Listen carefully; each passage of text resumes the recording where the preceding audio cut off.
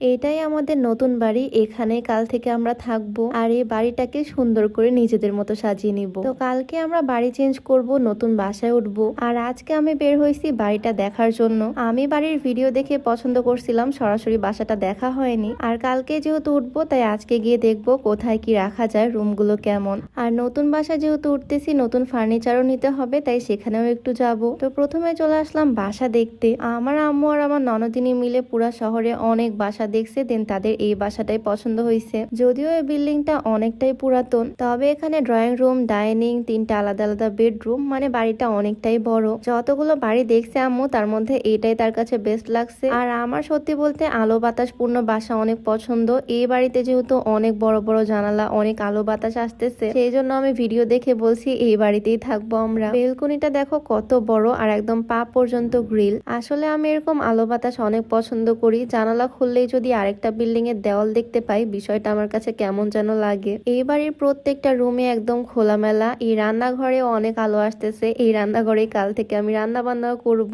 রান্নাঘরে জানালা খুলে দেখতেছি কেমন আলো বাতাস আসে এখানে। এই বাড়িতে রান্নাঘরের সাথে অ্যাটাচ ডাইনিং, আর তারপর থেকে এই তিনটাই হচ্ছে বেডরুম। প্রথমে যে রুমটা এটাই আমি নিব, যেটার মেন কারণই হচ্ছে এই রুমের একটা দেওয়াল পুরাটাই গ্লাস লাগানো। হয়তো মেন রিজন তোমরা বুঝতেই পারতেছো, এই রুমে আলো বাতাস ঢুকবে প্রচুর, একদম খোলামেলা একটা রুম। যদিও উপরে পুরাটাতে পর্দা দিয়ে দিব, তারপরও এই জায়গাটা আমার ভীষণ পছন্দ হবে। বেডরুমে এরকম সুন্দর বেলকনি মতো জায়গা, এই রুমটাকে নিজের মনের মতো করে সাজিয়ে গুছিয়ে নিব আমাদের দুজনের বেডরুম। আর জানালা দিয়ে বাহিরেও কোনো মানুষ দেখতে পাবো না, কোনো রকমের কোলাহল নাই, একদম গাছপালা দিয়ে ভরা। এই রুমটা বেশ বড় সড়ো, অনেক কিছুই রাখতে পারবো এই রুমে। এখানে এখন পরপর তিনটাই বেডরুম, মাঝখানে বেডরুমটাও অনেক বড়। আর এই বেডরুমে অ্যাটাচ টয়লেট বাথরুম আছে। এখানে আব্বু আম্মুকে দিব, আব্বু আম্মুরা এই রুমে থাকবে। প্রথমে রুমটার মতো এখানে অত বড় গ্লাস দেওয়া নাই, তারপরও যে জানালটা আছে এটা অনেকটাই বড় আর অনেক আলো বাতাসি আসতেছে এই রুমেও। এই বাসাটা আমার পছন্দ করার মেইন রিজনই এইটা, একদম খোলামেলা আর আশেপাশে কোনো বিল্ডিং নাই। তো তারপর চলে আসলাম লাস্ট রুমে। এইটা হচ্ছে আমার ননদিনীর রুম, একদম ছোটখাটো একটা রুম, আর এই রুম থেকেও খুবই সুন্দর ভিউ দেখা যাবে। এই রুমটাকে সে তার নিজের মতো করে সাজিয়ে নিবে। এখান থেকে ভিউটা অনেক সুন্দর দেখাচ্ছে, তাই জানালার গ্রিল ধরে দাঁড়িয়ে আছি এখানে। তো ছোটখাটো এই হচ্ছে বাসা আমাদের 5 জন ফ্যামিলি মেম্বারের জন্য।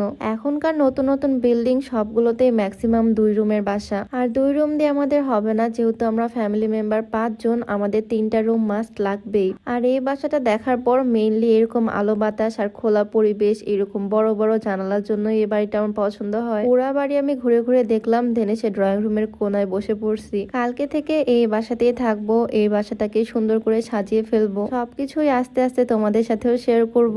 এই বেলকনিটাকেও আমরা সুন্দর করে সাজাবো। তো বাসার ভেতরে সুন্দর করে সবকিছু দেখে নিলাম, আর এখন যাব আমি ছাদে। আসলে আমি দিনে বেশ অনেকটা সময় ছাদেই কাটাই, সকালের দিকে আর সন্ধ্যার দিকে, তাই দেখতে চলে আসলাম এই বাসার ছাদটা কেমন। আর আসার পর দেখলাম এই বাসার ছাদটা অনেক সুন্দর, একদম গাছপালা দিয়ে ভরা। কি সুন্দর তাই না? এই বাড়ির ছাদটা আমার ভীষণ পছন্দ হয়েছে, বিভিন্ন রকমের ফুলের টব দিয়ে পুরা ছাদটা সাজানো। আর এই বিল্ডিংটা টোটাল 5 তলা, 5 তলা ছাদের উপর থেকে আমি নিচে দেখতেছি। সত্যি বলতে এই বাড়ির থেকে আমার ছাদটাই বেশি পছন্দ হয়েছে। সুন্দর করে সাজুগুজু করে ছাদে এসে ছবি তুলবো। বোতল থেকে শুরু করে মগ সবকিছুতেই গাছ লাগানো, মানে বাড়িওয়ালা বেশ শৌখিন। আমি তো জাস্ট ঘুরে ঘুরে দেখতেছি প্রত্যেকটা ফুলের গাছ। আর এই ছাদের উপরেও না আরেকটা ছাদ আছে, যেখানে ওঠার জন্য আছে সুন্দর একটা সিঁড়ি। উপরের এই ছাদটা যদিও ছোট, তবে এখানে অনেক গাছপালা। বিকাল বেলা এই ছাদে এসে বসে থাকলে মনটাই একদম ভালো হয়ে যাবে। এই বাড়ির প্রত্যেকটা টবেই সুন্দর করে লাল লাল রং করা, চারিপাশে একদম গাছগাছালিতে ভরা। এই বাসার ছাদের 2টা অংশ, এক পাশে তো গাছপালা দিয়ে ভরা, আর আরেক পাশে কাপড় চোপড় ধোয়ার জায়গা, কাপড় চোপড় শুকাতে দেওয়ার জায়গা, তার টাঙানো উপর দিয়ে। এখানেও যে গাছপালা নাই তা না, এখানেও অনেক গাছ। এগুলো হলো বড় বড় ড্রাগন গাছ, যেখানে অলরেডি ড্রাগন ধরছে। ক্যারেটের মধ্যে ছাদে কচু গাছ লাগানো, যেটা দেখে আমি অবাক হলাম। আর এখানে এসে দেখি পুরাতন একটা ফ্রিজ, সেখানেও গাছ লাগানো, তাও আবার লাল শাক। আসলে যারা গাছ লাগায়, ফুল ভালোবাসে, তাদের মন মানসিকতা অনেক সুন্দর হয়। বাড়ির ছাদটা দেখে বোঝা যাচ্ছে একদম শৌখিন একটা মানুষের বাড়ি। যাই হোক, ছাদটা দেখে মন ভালো হয়ে গেল। বাড়িটা আমার ভীষণ পছন্দ হয়েছে, কালকেই শিফট করবো আমরা এখানে। তো বাড়ি দেখা শেষ করে আমরা আবার রিক্সা উঠে পড়লাম। এখন যাব ফার্নিচারের দোকানে। আমার ননদিনী তার ছোট্ট বেডরুমটাকে সাজাবে, নতুন ফার্নিচার নিবে। সে ফোনের মধ্যে ছবি ডাউনলোড করে রাখছে, ছবি দেখে বানাতে দিল, একদম সেম সেম নিবে। আরো অনেক কিছু কেনাকাটা করতে হবে, আমার রুমের জন্যও নিতে হবে বেশ কিছু জিনিস। সবকিছুই হবে আস্তে আস্তে। আসতে। তো যাই হোক, আজকের ভিডিওটা লং না করি আস্তে আস্তে সবকিছু শেয়ার করব। আজকের ভিডিওটা এখানেই শেষ করছি। সবাই ভালো থাকো, সুস্থ থাকো, দেখা হচ্ছে নতুন কোনো ভিডিওতে। সবাইকে আল্লাহ হাফেজ।